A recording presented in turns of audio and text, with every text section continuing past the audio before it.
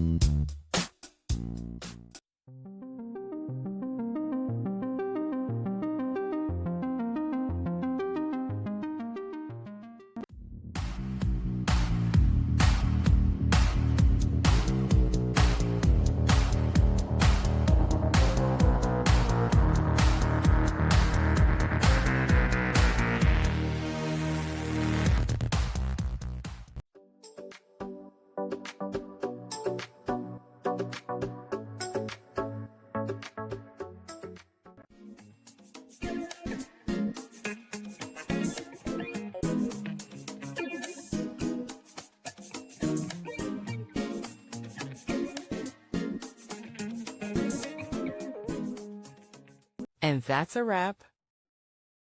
I hope you found the answer you were looking for. If you did, take a second to hit that subscribe button. It really helps out. And let me know in the comments which solution worked best for you. See you next time in the debug zone.